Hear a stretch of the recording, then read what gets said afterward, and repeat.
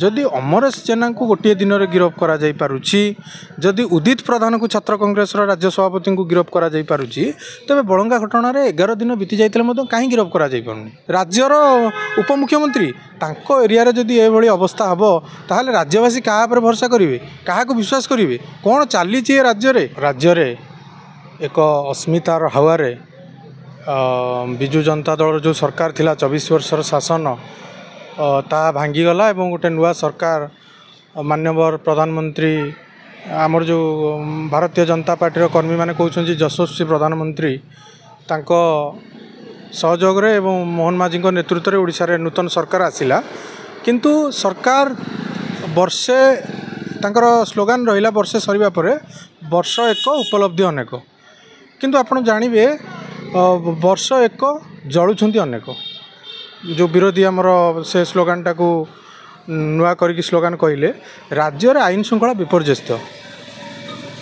तेणु आपण देखिबे बालेश्वर घटना हो आमर बलंगा घटना हो, बालेश्वर घटना पर जो प्रकार बलंगा घटना हैला समस्ते ए सरकार ऊपर गोटे नुआ आशा रखिथिले कि ए घटनाटा जेमिति लोकलोचन को आसीबो, दोषी दंड पाइबो, किंतु आपण माने एबे निजको आश्चर्य लगुच, आपण मध्य आश्चर्य हेबे 11 दिन बीतीगला जी राज्यर पुलिस मुखिया सी मध्य आसिले, जहाँ अंचल सी होउचंदी महिला और शिशु कल्याण विभाग माने मंत्री, राज्यर उपमुख्यमंत्री, तांको एरिया रे जदि एभली अवस्था हबो ताहले राज्यवासी कहा पर भरोसा करिवे, कहा को विश्वास करिवे? कोन चाली छि राज्य रे?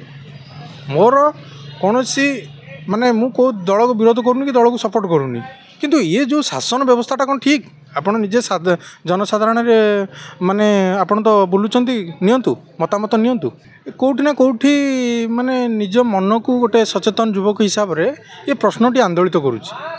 जदि अमरेश जेना को गोटे दिन में गिरफ करा जाई पारुछि, जदि उदित प्रधान को छात्र कांग्रेस राज्य सभापति को गिरफ करा जाई पारुछि, तेबे बलंगा घटना रे 11 दिन बीती जाइतले मतो काहे गिरफ करा जाई पारुनी? ये तो गोटे साधारण प्रश्न, माने साधारण पिपिल डेलांगवासी हूँ सारा ओडिशार साधारण जनता हूँ मन में प्रश्न उंकी मारुछि। मान्यवर आमर तत्कालीन मंत्री थे शिक्षा मंत्री से जो समीर दास जो निमापड़ा अंचल नेतृत्व नौते तांकर एमती गोटे केस प्रभाती परिड़ा राज्य को उठे पकईले। आज प्रभाती परिड़ा कौन पर नीरव हो जाती? ओहो तांकर माने सरकार को आंच आसो बोली नीरव। एथिरे किछि सरकारंकर दोष दुर्बलता रोचे कि?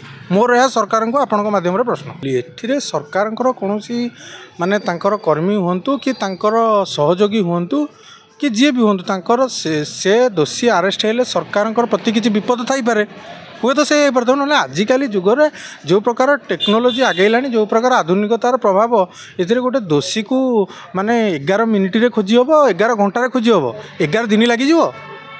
आपण जो कहले मुख्यमंत्री तत्कालीन मुख्यमंत्री मान्यवर मुख्यमंत्री थिले ओडिशार जनमानसर नेता नवीन पट्टनायक, से तत्काल निष्पत्ति नौते जदि कौन मंत्री उपर कौन आरोप आसूला से दोषी साब्यस्त हूँ न हूँ से तत्काल कहते इस्तीफा देवाक, किंतु आज सूर्यवंशी सूरज कहीं इस्तीफा देवेनि, आज प्रभाती परिड़ा कहीं इस्तीफा देवेनि, आज तांकर विभिन्न मंत्री नानादी प्रकार कथा कहते से कहीं इस्तीफा देवेनि। ठीक अच्छे जदि इस्तीफा न दिंतु तदंतटा सठिक दिगरे जाऊ, दोषी दंड पाऊ, आम सहायता देदेबा, तदंत चली आईन ता बाटर कार्य करूँ। यह कौन गोटे 2025 मसीह माने ओडिशार जनगण जो सचेतन होलानी, ये सब कथा कौन ग्रहणीय? आप निजे विचार करूँ।